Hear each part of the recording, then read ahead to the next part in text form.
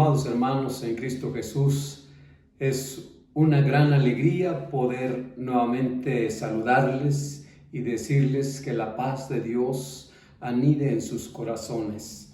Y vamos a iniciar en esta tarde nuevos estudios. Les comentaba hace 8 días que vamos a ver ahora los temas acerca del Evangelio.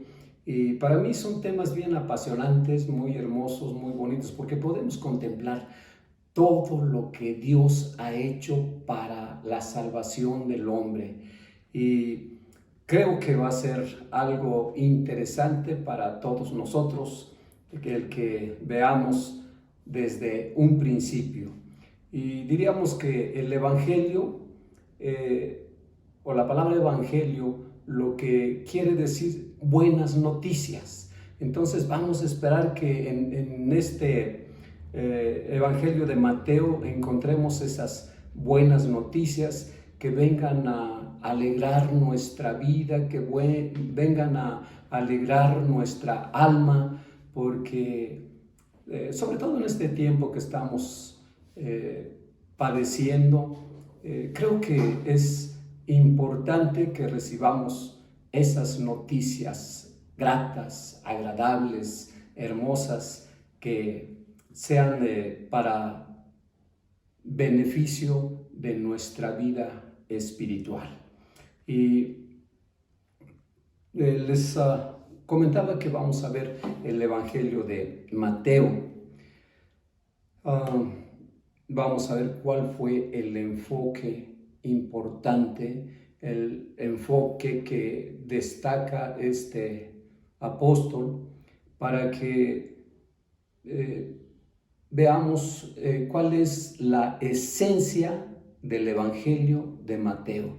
Lógicamente es que no vamos a ver todo el libro de Mateo, sino que nada más vamos a sacar la parte medular de este Evangelio de Mateo, y así veremos luego después el de Marcos, etc.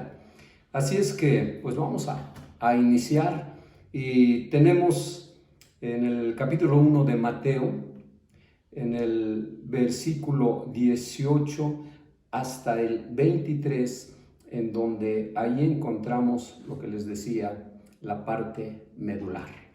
Y voy a leer estos 6 versículos y empezamos en el 18. El nacimiento de Jesucristo fue así. Estando desposada María, su madre, con José, antes que se juntasen, se halló que había concebido del Espíritu Santo. José, su marido, como era justo y no quería infamarla, quiso dejarla secretamente. Y pensando él en esto, he aquí un ángel del Señor le apareció en sueños y le dijo: José, hijo de David, no temas recibir a María tu mujer, porque lo que en ella es engendrado del Espíritu Santo es. Y dará a luz un hijo y llamará su nombre Jesús, porque él salvará a su pueblo de sus pecados.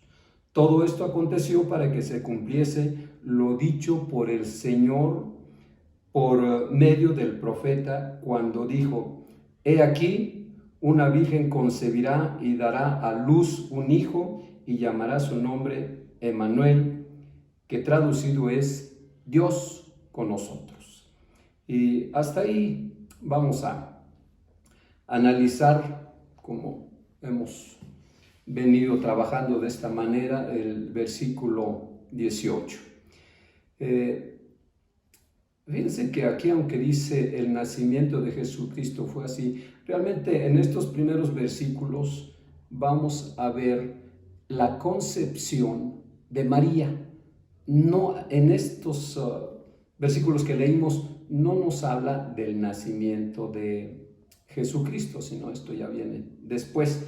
Así es que con eso en mente vamos a iniciar, que va a ser el título de nuestra predicación de esta tarde, será la concepción de María. Y dice aquí que estando desposada María, su madre, con José. Y vamos a hablar un poquito del desposorio. ¿Qué es lo que se acostumbraba allá en Israel en aquel tiempo? Bueno, generalmente había una forma, una costumbre de los judíos de que cuando había una jovencita que le gustara a algún muchacho, pues el muchacho hablaba con sus papás y les decía, pues saben qué, que me gusta esta muchacha y quiero que la vayan a pedir, que sería más o menos lo que aquí utilizamos en México. Y entonces ya los papás pues iban con los padres de la muchacha y hacían el compromiso. El que tenía todo el derecho de elegir a la futura esposa era el hombre. La mujer no tenía ningún derecho. Si no le gustaba el muchacho, pues ella tenía que aceptarlo. Porque el compromiso lo pactaban los padres. O sea que esa era la forma en cómo allá lo hacían y lo siguen haciendo. Ahora, ¿cuál sería el problema? Bueno, en ocasiones que era una jovencita de edad apropiada para un joven, por decir, dice que hacían ese pedimento, concertaban ese desposorio más o menos cuando la jovencita tenía unos 14 o 15 años, a lo mejor 16. Y los jóvenes, pues lógicamente, pues eran mayores, 17, 18, 20 años. Pero en este caso, con José, se cree que era mayor, mucho mayor que ella. Se considera que era arriba de los 30, o por lo menos un hombre maduro de unos 30 años. Y María, pues 14, 15, 16 años a lo máximo. Pero bueno, los padres estaban de acuerdo, los padres del muchacho, los padres de María, y acordaron el desposorio. Ese era el desposorio, por eso dice aquí que estando desposada. Aquí en México diríamos, pues era ya el compromiso, quedaban comprometidos para casarse. Ese sería en primer lugar lo que podemos hablar o decir o explicar de esta palabra desposada. Podría agregar también de que ¿por qué consideran que José era ya mayor o mucho mayor que María? Porque pues él, en la parte final del ministerio del Señor Jesucristo, ya no aparece en la historia, nada más aparece casi hasta el principio de su ministerio, y de ahí José ya no aparece. Así es que pues consideran que ya era un hombre de edad. En aquel tiempo pues eran de 60, entre 60 y 70 años que morían, y tal vez José pues murió más o menos entre esa etapa de su vida. Y luego dice que fue concebido del Espíritu Santo, o sea, yo que había concebido del Espíritu Santo. Y aquí pues también necesitamos platicar respecto a la concepción. Realmente al decir que concibió del Espíritu Santo, esto quiere decir que María fue o recibió la semilla de naturaleza divina, o la simiente de naturaleza divina. ¿Por qué razón ponen aquí que de Espíritu Santo?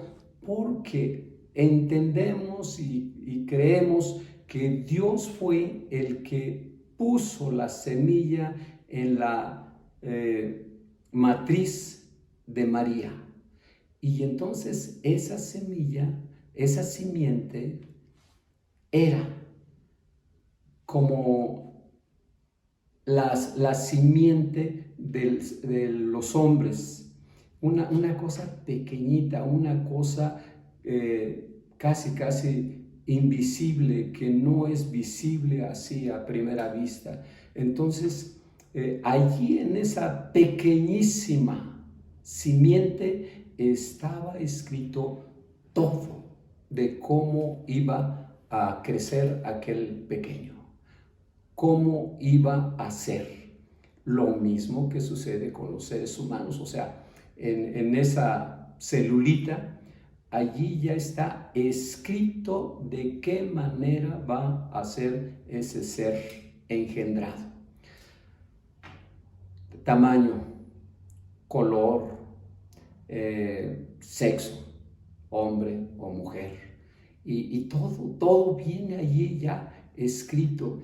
Y esto realmente es algo que no se puede explicar, algo que es un misterio, porque incluso los médicos que traen al mundo a esos pequeñitos no se explican cómo es posible que en el vientre de la mujer puedan crecer esos pequeños y que crezcan los huesos y todo se vaya desarrollando al tamaño que debe de ser, ¿no? Los ojos, las manos, los pies, todo ya viene allí en esa simiente.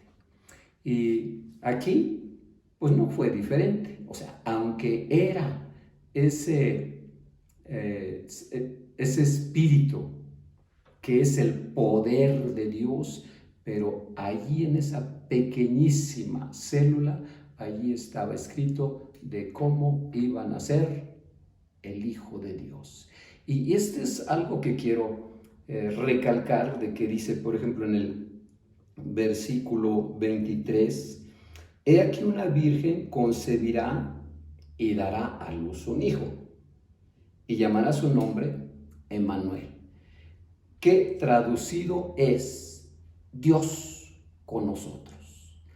Y allí es donde podemos contemplar que lo que Dios pone en la matriz de María es su Hijo único, su Hijo unigénito. ¿Cómo fue? No lo entendemos, pero creemos, entendemos de que el Señor Jesús era adulto, vamos a decirle así, pero Dios lo convierte en esa celulita.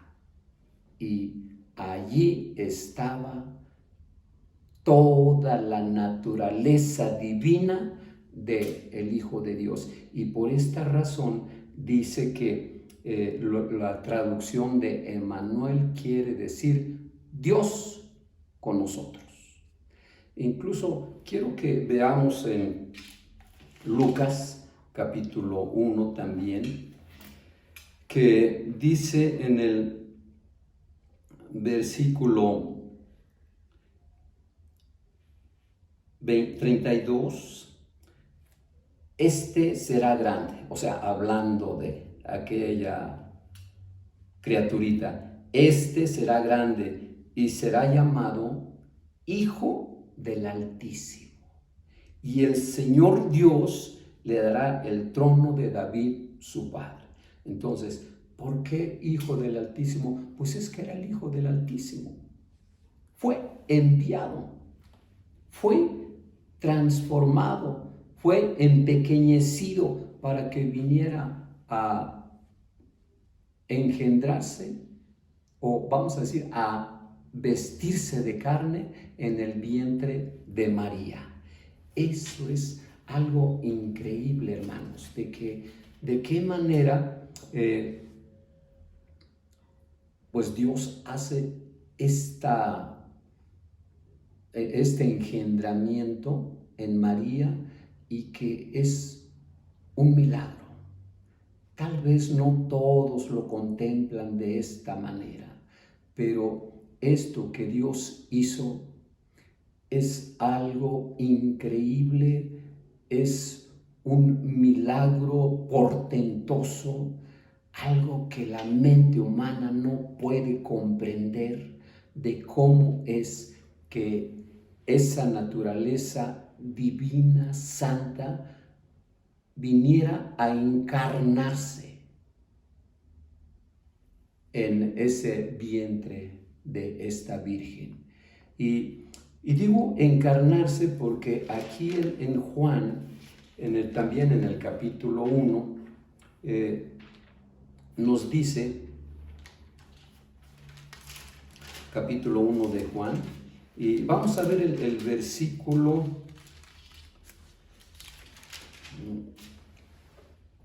14, en donde dice, y aquel verbo, o sea, hablando del Señor Jesucristo, porque en el primer versículo es donde habla del Señor Jesucristo, que en el principio de los tiempos era el verbo, y el verbo estaba con Dios. Aquí dice era con Dios, pero estaba con Dios, y el verbo era Dios. Versículo 14.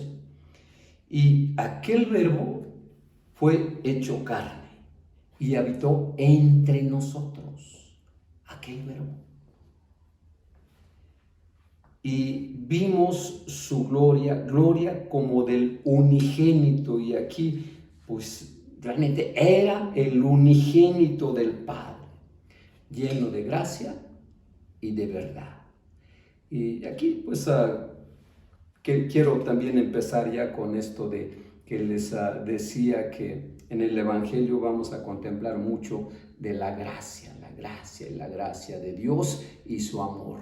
Aquí dice, y la verdad. Así es que regresamos a Mateo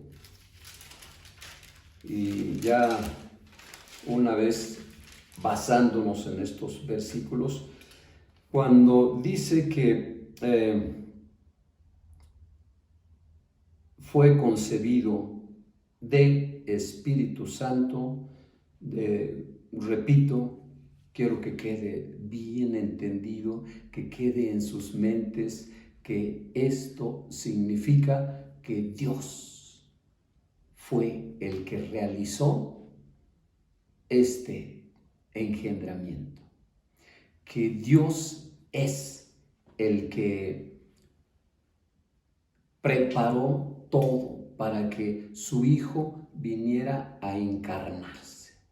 Ahora, ¿qué queremos decir o qué significa para nosotros que se vino a encarnar? Esto quiere decir que el Hijo de Dios se vino a solidarizar con el ser humano, con los hombres. Y también esto, ¿qué quiere decir? Que el hombre solo no podía luchar contra el enemigo que es más fuerte que él. Y cuando hablo del enemigo es el diablo. Entonces, el Señor Jesús viene y al estar de parte del hombre, de parte de nosotros, entonces nosotros podemos derrotar al mal. Porque el Señor Jesús es el Todopoderoso, el Hijo del Altísimo, el Hijo del Dios Omnipotente. Así es que esta sería la gran noticia para nosotros y debemos de contemplarlo así, hermanos, de que el Señor Jesús está de nuestro lado. El Señor Jesús vino a ayudar a los seres humanos a poder derrotar al mal. Y ya en ocasiones pasadas les había dicho yo de que si nosotros queremos vivir una vida recta, una vida correcta, una vida santa, tenemos que agarrarnos de la mano de nuestro Señor Jesucristo. Y entonces dejaremos la vida de pecado, la vida de errores, la vida de iniquidades, la vida de maldad. Porque, hermanos, Dios envió a su Hijo, dice en el versículo 21, porque Él salvará a su pueblo de sus pecados. Él es el Salvador del mundo. Jesús quiere decir Salvador del mundo. Y Jesús inicia su existencia en María, en su engendramiento. Así es que, mis amados hermanos, qué hermosa es la gracia de Dios. Qué gloriosa es la gracia de Dios que envió a su Hijo para que nos ayude a derrotar al mal. Que Dios les bendiga, mis amados hermanos. Vamos a darle gracias a nuestro Padre. Te damos las gracias, mi Dios, porque a través de tu palabra podemos contemplar las grandes maravillas, las grandes obras que tú has hecho en favor del hombre. Primeramente para que nos ayude tu amado Hijo a llevar una vida santa, una vida correcta, una vida de rectitud delante de ti, porque a ti te agrada que el hombre viva conforme a tus mandatos. Y gracias, Padre, pero lo otro es de que nos trae esa ayuda que necesitamos para vencer al mal, para vencer al enemigo, que no nos derrote, que no nos haga caer, que no nos derrumbe, porque tú, Padre, quieres lo mejor para tus hijos y te agradecemos con todo nuestro corazón. Amén.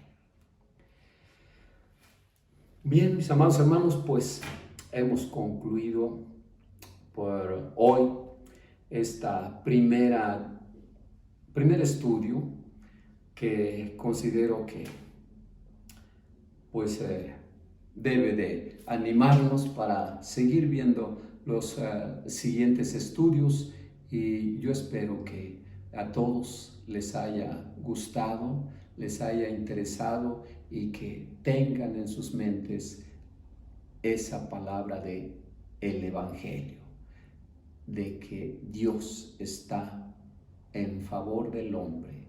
Su Hijo amado vino a ponerse de nuestro lado. Y seguiremos viendo la próxima semana los otros versículos que nos faltaron, pero pues quiero agradecerles y también pedirles que por favor busquen en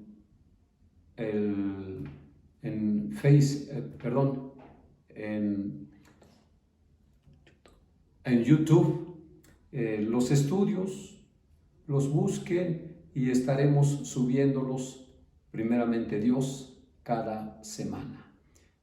Por hoy, que Dios les bendiga y paz a ustedes. Amén.